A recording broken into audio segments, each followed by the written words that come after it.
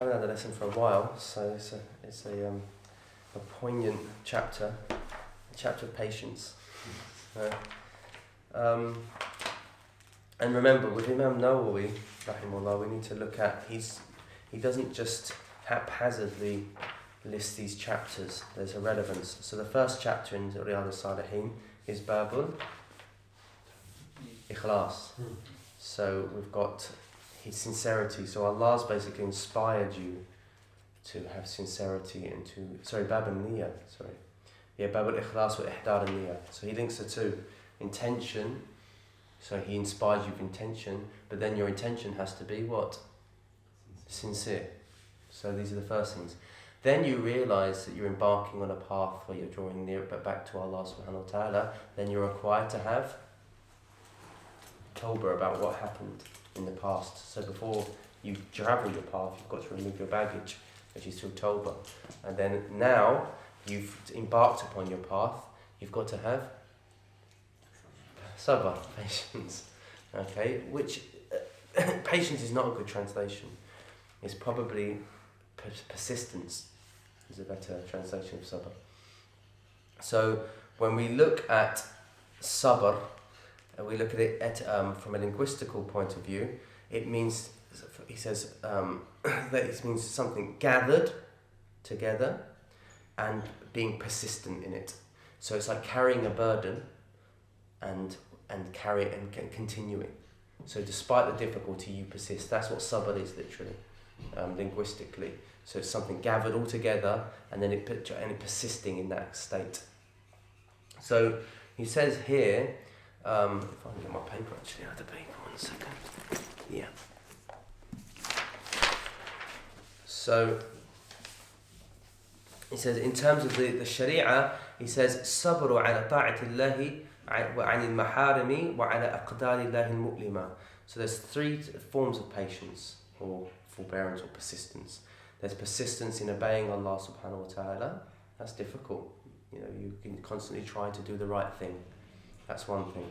Then there's forbearance and patience and persistence in avoiding what He has forbade, which is difficult as well. You've got temptations that you want to do something that you know you shouldn't be doing, and that persistence not to avoid it. So that's the second type of patience.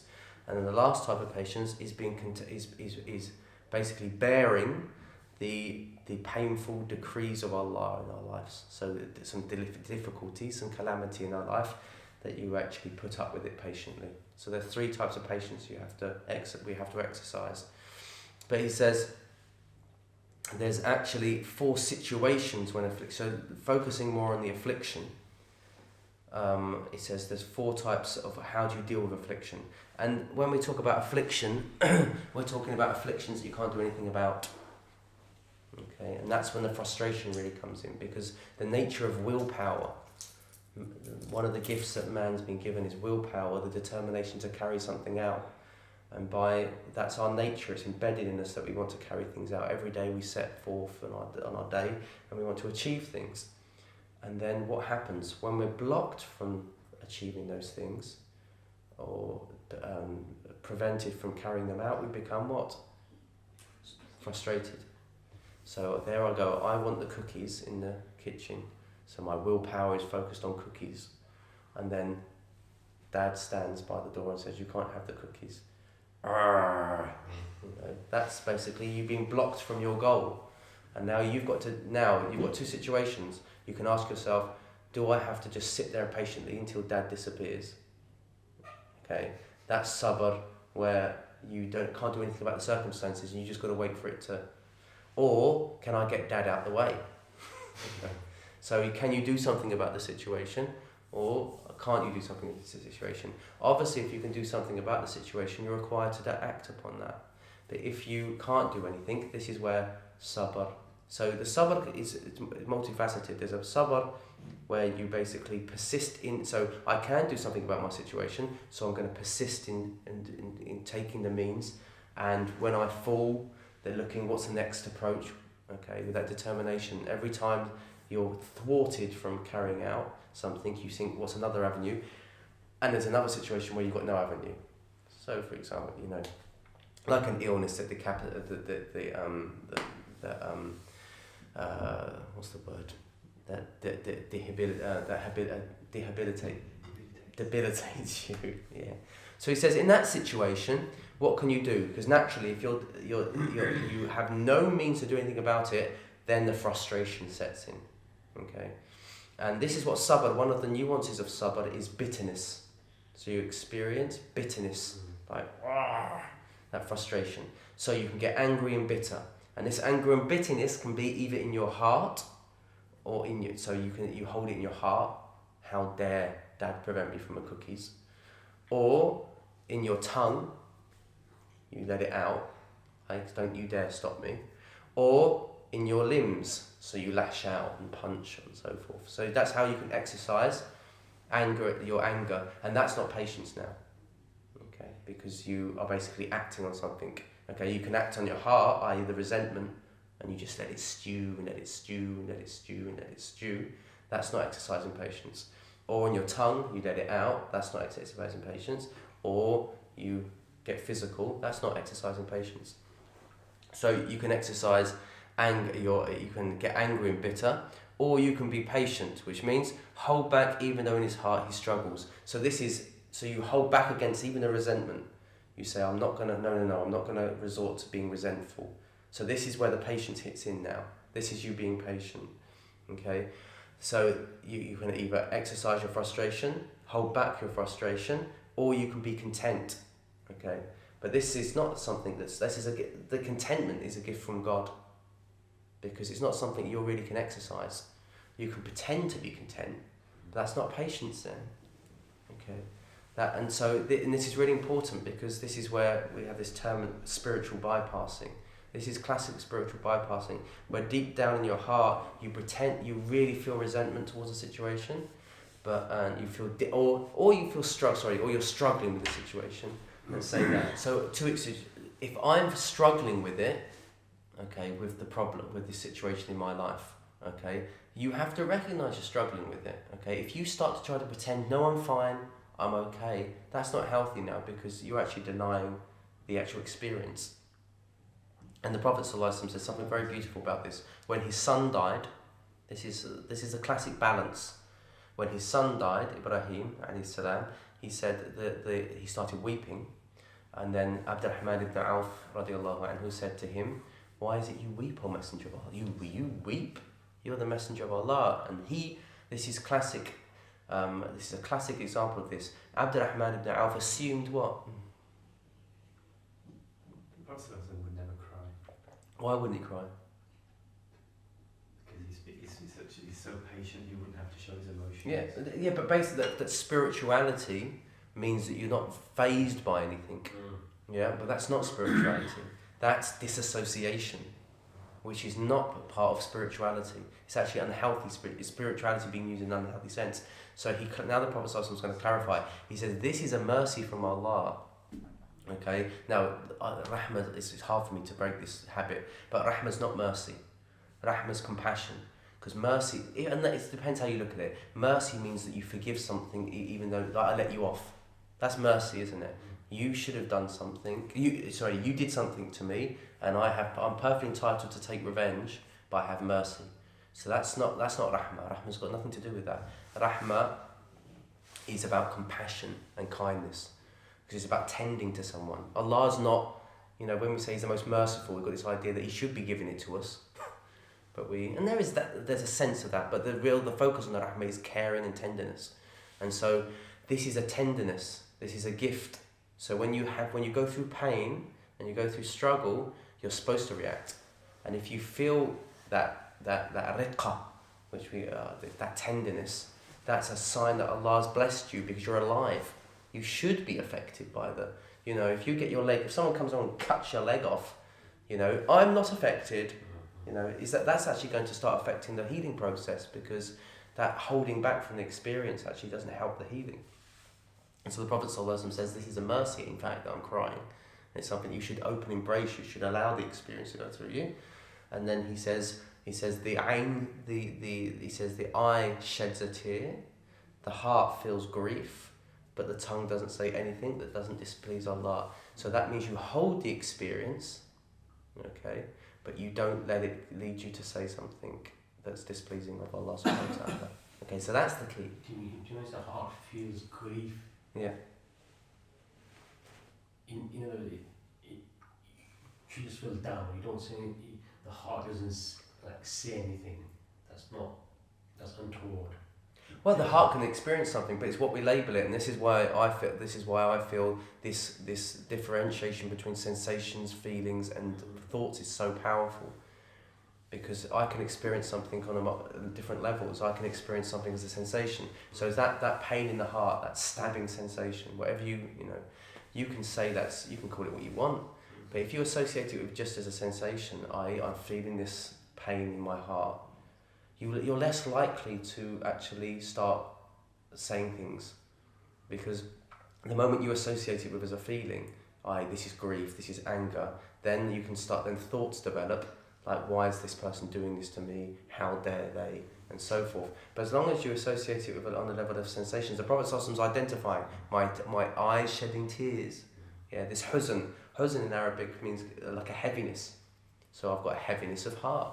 You're labelling the sensations, which is perfectly fine. And that once you name, Dr. Daniel Siegel speaks about, name it to tame it. So the moment you name something, it calms it down because you've recognised it. Okay. If you have a child that's upset, the moment you tend to it and just say it's okay, but if you say to it, stop being silly, why are you? It just exasperates the experience. And so, and then your body's no different.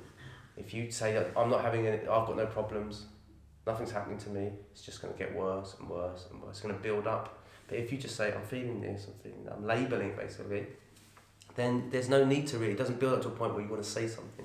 So this is the way to deal with these situations, so that you don't end up saying something unbefitting. Does it have to be? Should it be communicated with someone else, or should you just acknowledge it yourself? It depends. That's down to the individual. So should you remember, we as human beings, we're called insan. Insan means we're social animals. We have to relate to a human being when he feels his humanity is in his relating, and socializing. So definitely, if you can say it to someone and they empathise with you, it's easier to get over the situation. Okay. If someone feels they can get over it just by themselves, then that's not a problem. But that generally helps a lot better if you have someone that empathises with you and holds you in that space. So he says,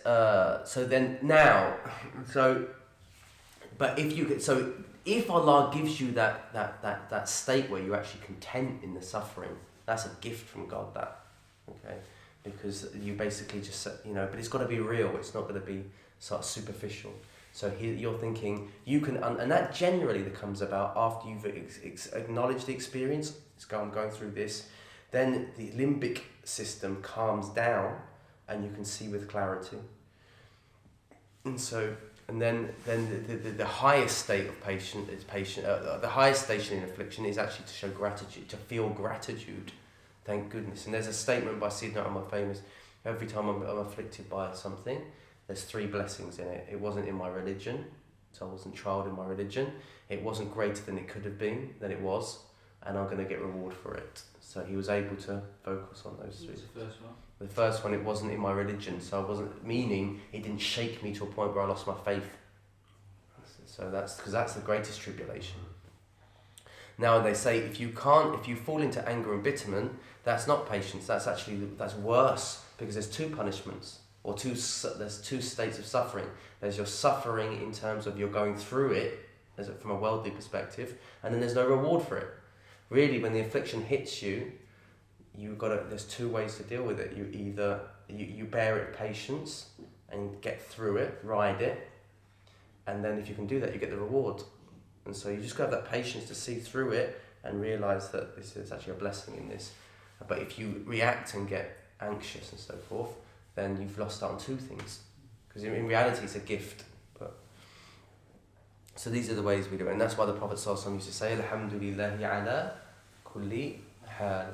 Praise be to Allah, show gratitude to Allah, and I praise Him in every situation.